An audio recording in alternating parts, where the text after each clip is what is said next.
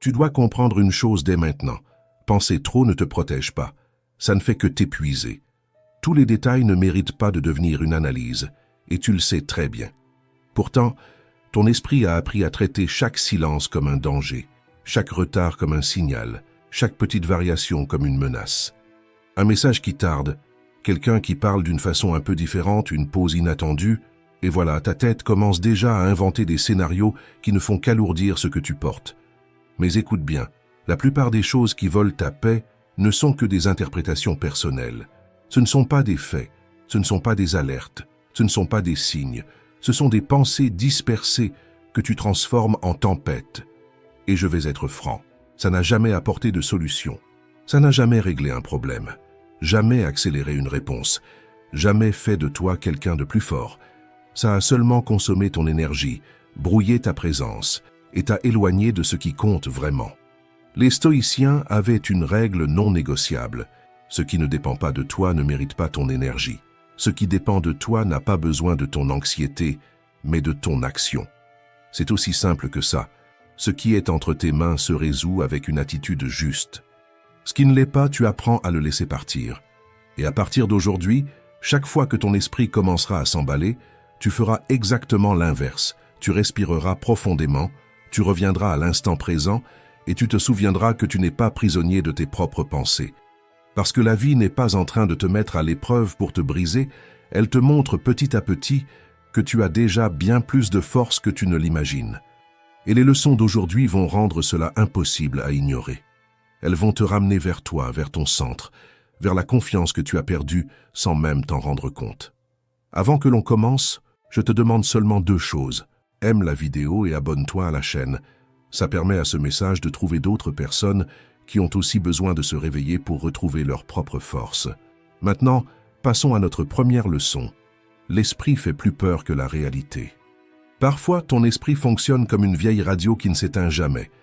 Ce grésillement constant qui t'accompagne pendant que tu te douches, que tu travailles, que tu conduis ou que tu essaies de te reposer. Il parle, il parle, il parle, et toujours dans les pires moments. Il te rappelle ce que tu as mal fait. Il invente des problèmes qui n'existent pas. Il crée des scénarios qui ne servent qu'à voler ta paix. Mais écoute calmement. Tout ce que ton esprit te raconte n'est pas vrai. Très souvent, il n'essaie pas de te guider. Il essaie simplement de te protéger de dangers qui appartiennent déjà au passé. Sauf que cet instinct de protection, quand il est exagéré, devient du bruit.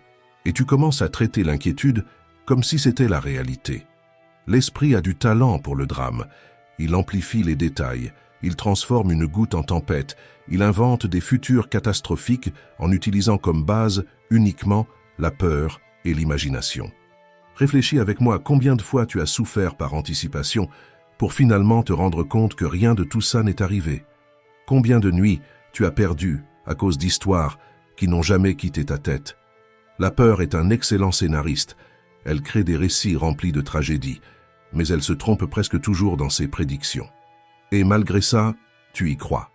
Tu y crois parce que tu as entendu ce bruit intérieur pendant tellement de temps que tu as fini par le traiter comme un fait. Les stoïciens ont toujours alerté à ce sujet. Pour eux, l'esprit n'est pas le problème. Le problème, c'est de confondre pensée et réalité. Marc Aurèle disait que la qualité de ta vie dépend de la qualité de tes pensées, non pas parce que les pensées ont un pouvoir magique, mais parce qu'elles influencent la manière dont tu interprètes tout ce qui t'entoure. Vois les choses ainsi. L'esprit est comme une rivière agitée, l'erreur, c'est de croire que tu dois sauter dedans. L'art stoïcien, c'est d'apprendre à observer le courant sans te laisser entraîner. Quand une pensée anxieuse arrive, ne lutte pas contre elle. N'essaie pas de prouver quoi que ce soit, n'entre pas dans la discussion. Contente-toi de faire ce qu'un bon voyageur ferait sur un quai de gare, regarde le train passer. Tu n'as pas besoin de monter dedans simplement parce qu'il est arrivé. Répète-toi quelque chose de simple mais puissant. Ceci n'est qu'une pensée, ce n'est pas la vérité. Cette phrase est une ancre, elle te ramène au présent, elle te sépare de la catastrophe imaginée et elle baisse le volume de la radio. Essayer d'éliminer les pensées est inutile. Ce serait comme essayer d'empêcher l'océan de faire des vagues. Mais tu peux apprendre à ne pas te noyer dedans. C'est comme dresser un chien agité pour qu'il n'aboie plus au moindre mouvement. Au début, ça lui paraît étrange, mais avec de la constance, Il apprend à faire confiance, à se détendre, à lâcher prise. La peur fonctionne de la même façon. Quand tu la nommes, elle diminue. Quand tu l'observes s'enfuir, elle se dissout. Quand tu arrêtes de réagir automatiquement, elle perd son autorité. La paix ne naît pas quand l'esprit arrête de faire du bruit. Elle naît au moment où tu arrêtes de croire tout ce qu'il dit. Il ne s'agit pas de faire taire les pensées, il s'agit de ne pas les laisser commander ta vie. La confiance apparaît quand tu acceptes ce fait simple et puissant. Tu ne contrôles pas tout, mais tu contrôles la façon dont tu réagis à ce que tu penses. Et souviens-toi, le feu n'éteint pas le feu. Ne cherche pas à vaincre l'inquiétude avec encore plus d'inquiétude. Respire, observe, lâche prise et fais confiance. Avec le temps, tu vas te rendre compte que ce bruit qui te paraissait si menaçant n'était que l'écho de ton insécurité. Et au moment où tu choisis le calme à la place de la catastrophe imaginée, l'esprit comprend le message, il s'apaise, et ton âme reprend sa place aux commandes. Numéro 2. La sagesse de marcher sans réponse toute faite.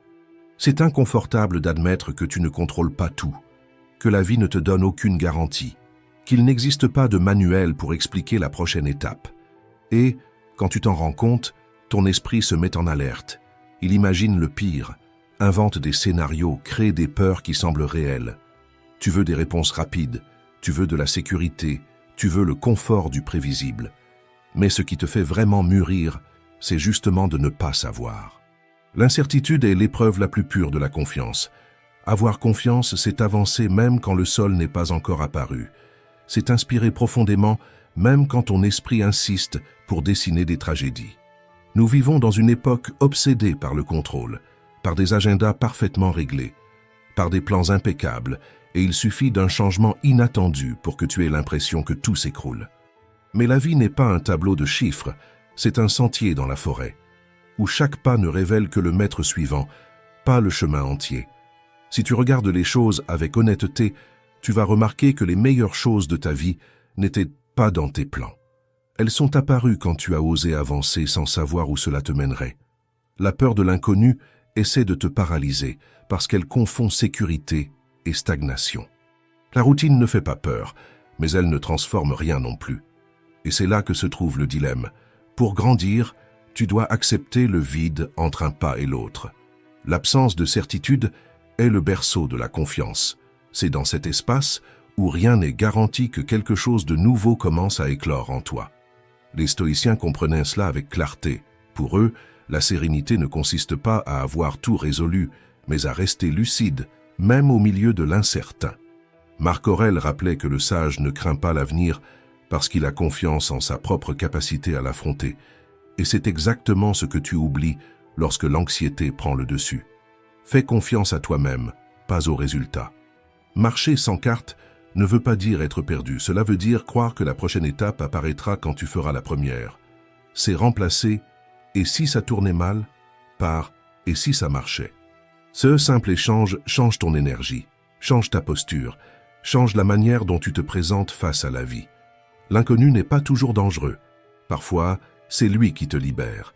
Il fait peur au début, mais ensuite, il se transforme en l'air qui te renouvelle.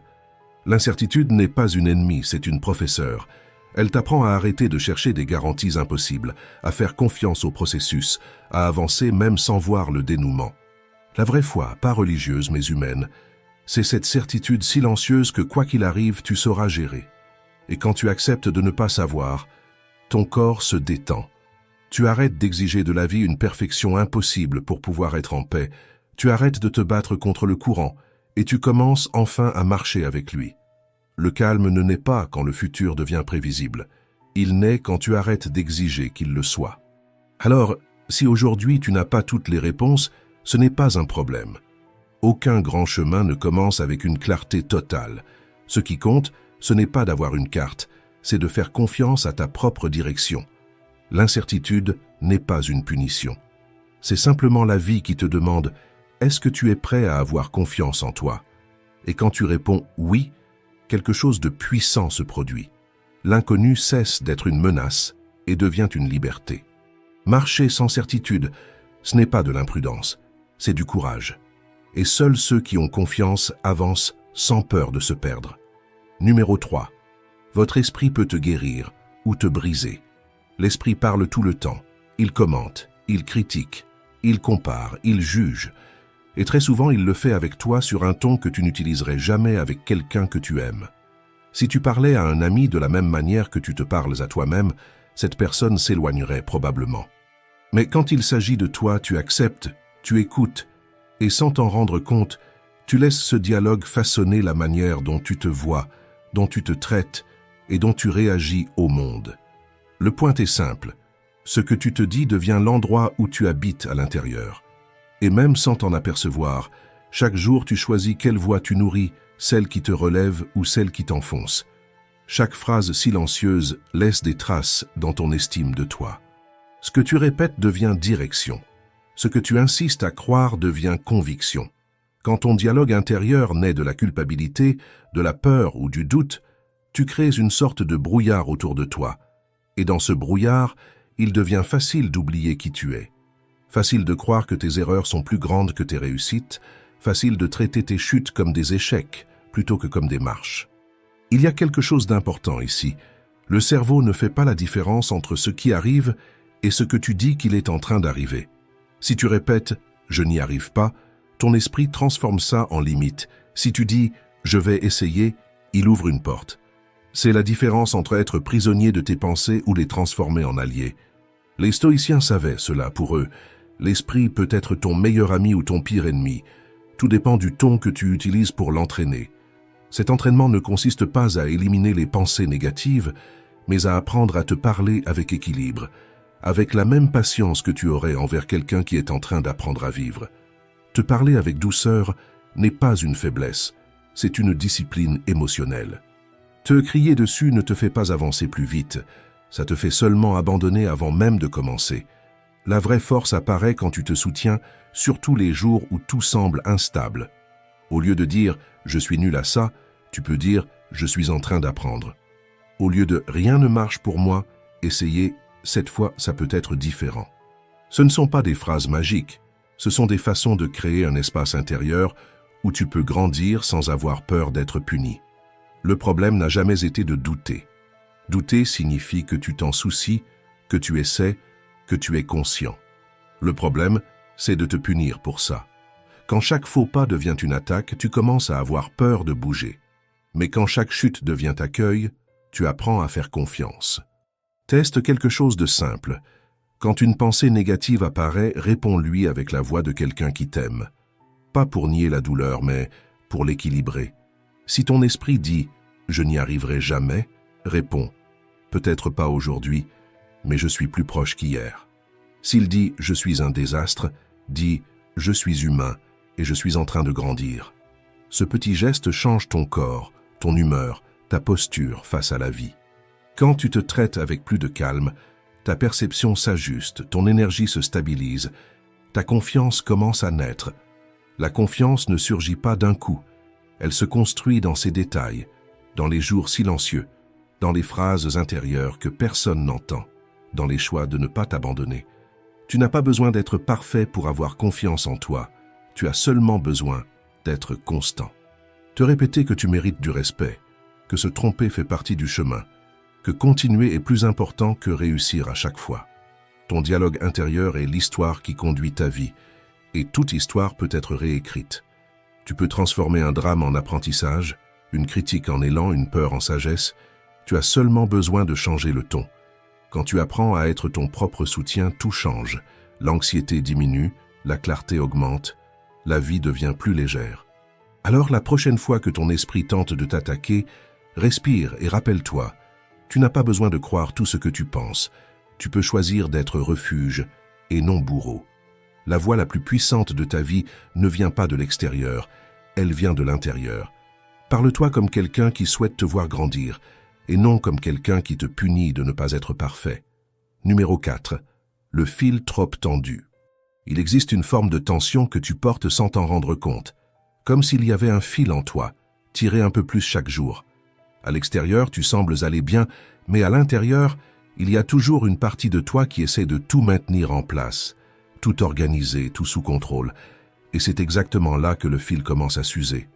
Au début, cette dédication naît du soin, du désir sincère de bien faire. Mais avec le temps, Elle se transforme en une vigilance constante, en une exigence silencieuse qui t'accompagne comme une ombre. Ce n'est pas de l'amour pour ce que tu fais, c'est la peur de te tromper. Le perfectionnisme fonctionne ainsi. Il te convainc que seulement quand tout sera impeccable, tu vas enfin te sentir suffisant. Mais plus tu essaies de prouver ta valeur, plus la paix s'éloigne.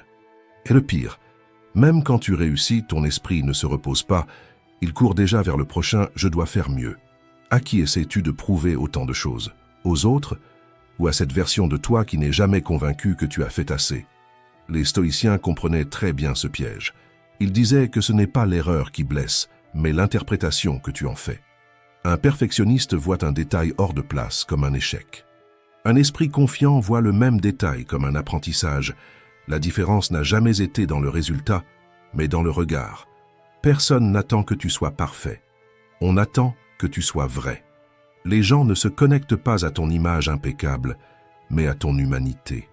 Ce sont dans les failles que naissent les liens réels, la force réelle, l'évolution réelle. Essayer d'être infaillible ne fait que t'éloigner de toi-même. Imagine-toi marchant avec un sac sur le dos. Chaque exigence devient une pierre. Je dois réussir, je ne peux pas échouer, je dois être impeccable. Au début, tu tiens le rythme, puis le sac s'alourdit, il te vole ta lumière, il consume ton énergie. Se détacher ne veut pas dire abandonner, c'est retirer du sac ce qui n'aurait jamais dû y être. L'autocompassion commence exactement là. Parle-toi avec la même gentillesse que tu aurais pour quelqu'un que tu aimes. Quand quelque chose ne se passe pas comme prévu, remplace le jugement par la bonne question. Qu'est-ce que cela essaie de m'apprendre? Ce geste simple change tout, il t'enlève de la culpabilité et te remet sur le chemin de la croissance. La paix arrive quand tu comprends que tu n'as rien à prouver ni au monde ni à toi-même.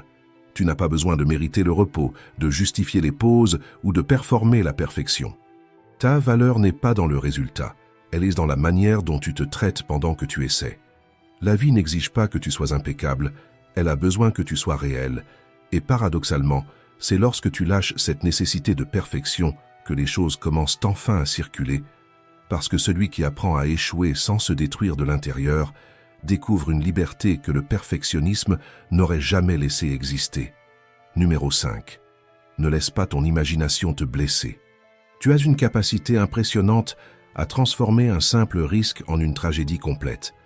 À partir d'un détail qui sort du prévu, d'une possibilité minuscule qui apparaît, et voilà, ton esprit se précipite pour écrire le pire scénario possible, l'échec, la perte, le rejet, tout avec anticipation et drame.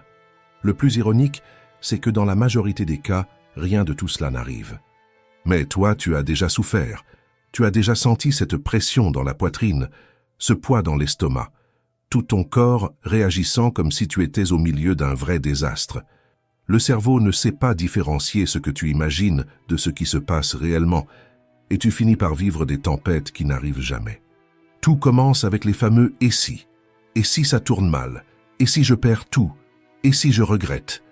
Ces questions ressemblent à de la prudence, mais ce ne sont que des masques de la peur. Elles te convainquent que tu te prépares, alors qu'en réalité tu es juste en train de te torturer à l'avance. Les stoïciens avaient compris cela bien avant nous. Ils disaient que souffrir avant l'heure, c'est souffrir 2 fois. Et ils avaient raison. L'anticipation de la douleur ne te protège pas, elle ne fait que t'affaiblir. Quand tu vis coincé dans le futur, tu abandonnes le présent. C'est comme essayer de marcher avec un pied au sol et l'autre en l'air. Tu ne trouves jamais l'équilibre. L'esprit, quand il n'est pas entraîné, devient une véritable usine à inquiétude. Mais il peut être éduqué, pas en éliminant les pensées. Ce serait comme demander au vent de ne pas souffler, mais en apprenant à ne pas suivre chaque rafale. Quand une pensée catastrophique surgit, ne discute pas avec elle, ne cherche pas à prouver quoi que ce soit. Dis-toi simplement avec fermeté « Merci pour l'avertissement, mais je n'ai pas besoin de ça maintenant ». Cette simple phrase coupe la spirale. Et juste après, reviens au présent, respire, sens tes pieds au sol. Observe ce qui est devant toi. Le moment présent est le seul endroit où ta vie se déroule vraiment. Le futur n'est pas encore là, et lorsqu'il arrivera, il ne ressemblera jamais à ce que ton esprit a imaginé dans les heures de peur. La philosophie stoïque enseigne exactement cela. Concentre-toi sur ce qui est sous ton contrôle et lâche le reste. T'inquiéter pour ce qui n'existe pas encore, c'est essayer de retenir de l'eau entre tes mains. Plus tu serres, plus elle s'échappe et plus tu t'épuises. Alors, la prochaine fois que ton esprit commence à lancer un film d'horreur, pose-toi une question simple. Est-ce que cela est en train d'arriver maintenant ou seulement dans ma tête? Cette question sépare la réalité de la fiction. Si ce n'est pas en train d'arriver, ne vis pas comme si c'était le cas. Ne dépense pas ton énergie avec des fantômes, ne t'use pas avec des possibilités. Et quand la peur insiste, rappelle-toi ceci. Tu ne contrôles pas la pensée qui surgit, mais tu contrôles l'attention que tu lui donnes. C'est ça la vraie liberté émotionnelle, regarder la tempête sans entrer dedans. Au fond, presque toutes les tempêtes qui t'ont volé ta paix n'ont jamais existé ailleurs que dans ton imagination. Et comprendre cela, c'est ce qui te permet pour la première fois d'avoir confiance, non pas dans le futur, mais dans ta force pour affronter ce qui viendra. Le calme n'apparaît pas quand tout est sous contrôle. Le calme naît quand tu arrêtes de réagir à ce qui n'est pas encore réel. Numéro 6. Quand essayer de tout contrôler détruit ta paix. La vérité est simple, même si elle est difficile à admettre. Tu passes une grande partie de ta vie à tenter de garantir que tout se déroule exactement comme tu veux. Tu veux que les gens réagissent comme tu imagines, que tes plans suivent le scénario à la lettre, que rien ne sorte de l'axe. Et quand la réalité n'obéit pas parce qu'elle n'obéit jamais, naissent alors l'anxiété, la frustration, cette impression que tout est en train de t'échapper entre les doigts. Le contrôle, dans la pratique, fonctionne comme du sable mouillé. Plus tu serres, plus vite il s'échappe. Et pourtant tu insistes, parce que l'esprit humain a une peur immense de l'inconnu. Il préfère imaginer des catastrophes plutôt que d'accepter qu'il ne sait pas ce qui va arriver. C'est là que commence l'inquiétude, dans cette tentative désespérée de prévoir ce qui est bien au-delà de ta portée. Les stoïciens ont toujours été très clairs là-dessus. Il y a ce qui dépend de toi, et il y a ce qui n'en dépend pas. Ton attitude dépend de toi, ta posture dépend de toi, ton effort dépend de toi, mais le comportement des autres, le temps, le cours des situations, tout cela ne t'appartient pas. Même en sachant cela, on continue de lutter contre la réalité. On essaie de forcer des portes déjà fermées, on insiste sur des chemins qui ont pourtant montré qu'ils n'étaient pas les nôtres. Et au final, on ne perd pas le contrôle, on perd seulement la paix. Pensez ainsi, la vie n'a pas été faite pour être contrôlée, elle a été faite pour être accompagnée. Elle a ses rythmes, ses pauses, ses détours. Et bien souvent, ce qui aujourd'hui ressemble à un retard est exactement ce qui est en train de te protéger de quelque chose pour lequel tu n'es pas encore prêt. Vouloir tout contrôler, c'est juste une autre manière de dire « je ne fais pas confiance ». Mais faire confiance, ce n'est pas croiser les bras, c'est arrêter de te battre contre ce qui ne dépend pas de toi et diriger ton énergie vers ce qui transforme réellement ta journée. Tu veux pratiquer? Commence petit. Aujourd'hui, observe combien de fois tu essaies de contrôler ce qui n'est pas entre tes mains, le message qui n'arrive pas, la circulation, la réaction de quelqu'un, le ton d'une conversation. Chaque fois que tu remarques cet élan, respire profondément et répète en silence « Ce n'est pas à moi de contrôler ça ». Le contrôle absolu est une illusion qui épuise. L'acceptation est une vérité qui libère. Et la différence entre les deux tient en un seul mot – confiance. Pas la confiance naïve que tout se déroulera comme tu le veux, mais la confiance mûre que quoi qu'il arrive, tu sauras faire face. La vie ne te demande pas de la dominer, elle te demande de lui faire confiance. Lâcher, ce n'est pas perdre. Lâcher, c'est permettre aux choses de trouver leur propre place. C'est la sérénité qui naît quand tu comprends que vivre, ce n'est pas tenir le monde à pleine main. C'est marcher dedans, avec présence, courage et foi. Numéro 7. La confiance ne naît pas des mots, elle naît de l'attitude. Tu n'es pas né dans l'insécurité. Ce doute qui aujourd'hui te paralyse s'est construit petit à petit, nourri par des comparaisons, des critiques et de petites chutes qui semblaient innocentes, mais qui ont créé en toi une voix méfiante qui demande toujours « Et si je n'y arrivais pas ?» Mais comprends bien, cette voix, ce n'est pas toi. C'est seulement un vieux écho qui n'a jamais été mis à jour. La confiance ne s'exige pas, elle se cultive. Elle n'arrive pas comme une révélation, elle n'apparaît pas soudainement dans un moment d'inspiration. Elle se construit comme un muscle qui est resté trop longtemps immobile. Chaque petite action est un entraînement, chaque promesse tenue est une brique posée au bon endroit. Croire en soi n'est pas de l'arrogance, c'est du respect de soi. Le monde t'a appris que la confiance est une apparence, mais la vraie confiance est silencieuse. Elle vit dans le regard de celui qui se connaît, de celui qui sait où il est fort et où il est encore en train d'apprendre. Ce n'est pas la perfection, c'est l'honnêteté envers soi-même. Les stoïciens disaient que la maîtrise de soi est la plus grande force humaine, parce que celui qui se maîtrise lui-même ne dépend pas de l'approbation du monde. La motivation te pousse pendant un jour, la constance te porte pendant toute une vie. L'erreur, c'est de croire que tu dois te sentir en sécurité pour agir. La vérité, c'est l'inverse. Tu agis et la sécurité vient après. Chaque fois que tu tiens une promesse faite à toi-même, ta confiance grandit.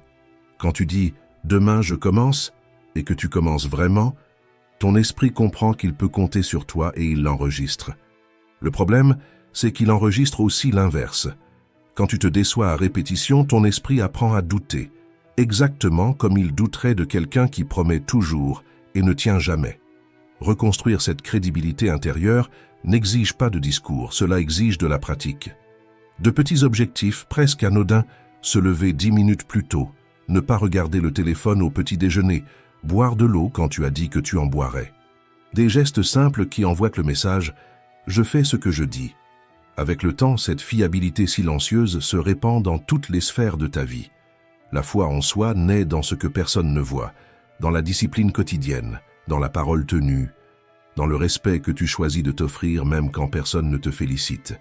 C'est cela qui transforme le doute en clarté et la peur en sérénité. Les personnes les plus confiantes ne sont pas celles qui ne tombent jamais, mais celles qui n'ont plus peur de tomber. Elles comprennent que chaque chute n'est qu'un ajustement, pas une fin. Alors, arrête de chercher la confiance chez les autres. Arrête de demander au monde ce que toi seul peux construire. Construis de l'intérieur vers l'extérieur. Tiens ta parole. Parle-toi avec douceur. Traite-toi comme quelqu'un digne de respect. La confiance n'apparaît pas d'un coup. Elle éclot en silence chaque jour dans les petits choix qui disent « Je peux compter sur moi ». Numéro 8. La vie te traite mieux quand tu respectes ton propre rythme. Tu vis dans la précipitation. Dans la précipitation pour comprendre, pour régler les choses, pour arriver là où tu penses que tu devrais déjà être. Et chaque fois que quelqu'un réussit quelque chose que tu désires, ton esprit s'emballe, comme si tu étais en train de rester en arrière. Mais la vérité est simple. La vie n'accélère pas sous prétexte que tu es anxieux. Le temps n'obéit pas à l'urgence. Il obéit au processus. Nous vivons à une époque qui idolâtre la vitesse. Tout le monde semble arriver plus vite, décider plus vite, grandir plus vite, et toi, sans t'en rendre compte, tu commences à confondre mouvement et évolution. Mais courir ne veut pas dire progresser, et se comparer ne veut pas dire se connaître. Elle a déjà réussi. Il est mieux que moi. Moi, je reste sur place. Ces phrases semblent innocentes, mais elles te vident de ton énergie. La comparaison ne pousse jamais en avant, elle ne fait que ronger. Tu ne t'épanouis pas en regardant le jardin de l'autre, et pourtant, tu insistes pour mesurer ta vie avec des critères qui n'ont jamais été les tiens. Chaque personne avance avec un rythme, une histoire, une maturation qui ne peut pas être précipitée. Pense à un fruit cueilli trop tôt. Il n'est pas prêt, peu importe ton envie de le goûter. La vie fonctionne ainsi. Quand tu essaies de forcer ce qui est encore en train de mûrir, tu ne récoltes que de l'amertume. Les stoïciens le savaient. Ils ne tentaient pas de contrôler le temps. Ils respectaient le temps. Ils ne cherchaient pas à arriver les premiers, mais à arriver près. Parce que la vie ne se mesure pas à la vitesse, elle se mesure à la profondeur. Et voici une analogie importante. Un arbre ne se désespère pas parce qu'un autre a grandi plus vite. Il sait que l'essentiel se passe dans l'invisible. Les racines se renforcent bien avant que la moindre branche apparaisse. Toi aussi, tu es en train de créer des racines, même quand tu penses que rien n'avance. La patience est le langage secret de la confiance. Ce n'est pas l'immobilité, c'est l'action sans désespoir. Quand tu fais confiance, tu agis avec calme. Quand tu ne fais pas confiance, tu agis dans l'urgence. Et cette différence change tout. L'urgence vient de la peur. Le calme naît de la certitude que ce qui est à toi ne se perd pas. Chaque fois que tu as l'impression d'être en retard, demande-toi qui est en train de parler, ma comparaison ou ma peur. Respire et répète « J'arrive à mon propre moment ». Ce n'est pas un mantra magique, c'est un rappel. Ta vie n'est pas en retard, elle est en train de mûrir. Le calendrier n'est pas un juge, le temps n'est pas un ennemi. L'impatience t'aveugle, mais la vie continue à travailler en silence, en toi, en préparant ce qui ne peut pas encore être vu. Quand cette vérité finit par trouver sa place dans ta poitrine, ton esprit ralentit et ton cœur se pose. Parce que tu comprends, profondément, que la confiance ne se prouve pas en courant, mais en avançant avec sérénité. La patience, ce n'est pas s'arrêter, c'est continuer à marcher en confiance. Numéro 9. Ta plus grande arme sera toujours le calme. Tu as déjà remarqué comme notre monde confond la précipitation avec la compétence. Tout doit être répondu à l'instant, réglé à l'instant, décidé à l'instant. Comme si chaque seconde était une course contre un ennemi invisible. Et sans t'en rendre compte, tu commences à croire que être tranquille signifie être en retard. Mais il existe une force que presque personne ne cultive, le calme qui reste solide pendant que tout autour tremble. Ce n'est pas rester immobile, ce n'est pas abandonner, ce n'est pas se cacher, c'est cette stabilité intérieure qui ne vacille pas au moindre bruit extérieur. Pense à une flamme protégée sous une cloche en verre. Dehors, il y a du vent, il pleut, le monde s'effondre, mais la flamme reste debout parce qu'elle est protégée par l'espace qu'il faut. Le calme fonctionne comme ça. Il crée un abri à l'intérieur de toi, et celui qui possède un abri intérieur ne réagit jamais dans la panique, il décide avec clarté. Quand le chaos arrive, la vraie force ne se trouve pas dans le fait de crier, d'accuser ou d'exploser, mais dans le fait de respirer profondément avant de répondre. Le calme n'est pas de la passivité. Le calme est une maîtrise. C'est toi qui te dis « Je choisis ma réaction, pas ma peur ». L'esprit, quand il est effrayé, transforme des ombres en menaces. Mais quand tu fais une pause, tu réalises que beaucoup de ces menaces n'existaient que dans ton imagination. Les stoïciens le savaient. Ils répétaient que tu ne contrôles pas le monde, mais que tu contrôles la signification que tu lui donnes. La tempête est la même. Ce qui change, c'est le pilote. Avec le calme, tu réfléchis mieux, tu vois au-delà de l'impulsion, tu agis avec précision. Avec la précipitation, tu réagis sous l'émotion et tu regrettes presque toujours. Et le calme, ça se travaille. Ça commence par des gestes simples, ne pas répondre tout de suite, ne pas transformer tout en attaque personnelle, ne pas porter le poids de l'humeur des autres. C'est comme régler le volume de ton esprit. Tu n'éteins pas le monde, mais tu décides de la place qu'il prend en toi. Quand tu sens l'anxiété monter, fais l'inverse de l'impulsion naturelle. Arrête-toi. Respire. Reviens à maintenant. Presque rien n'est une véritable urgence. Ce ne sont que des pensées qui courent plus vite que la vie. Avoir confiance en toi, c'est te rappeler que tu as déjà traversé des situations que tu jurais ne jamais pouvoir supporter. Tu es là, fatigué peut-être, mais plus sage, plus fort, plus conscient. C'est ça la confiance, pas la garantie que tout ira bien, mais la certitude que, si ça ne va pas, tu sauras t'en sortir. Garder sa sérénité au milieu du chaos ne te rend pas froid, ça te rend mûr. Celui qui domine son propre calme domine sa propre vie. Et, quand tout semblera sur le point de s'écrouler, rappelle-toi, le calme n'efface pas le chaos, il te garde entier pendant que tu le traverses. Il a toujours été là en toi, attendant le moment où tu choisirais enfin de l'écouter. Si cette idée a résonné en toi, écris en commentaire. Tout n'a pas besoin de contrôle, seulement de confiance. Merci d'être resté jusqu'ici. Si cette vidéo t'a aidé à voir les choses autrement, je t'invite à t'abonner à la chaîne. Ici, nous continuons ensemble à réfléchir, à grandir et à construire une force intérieure.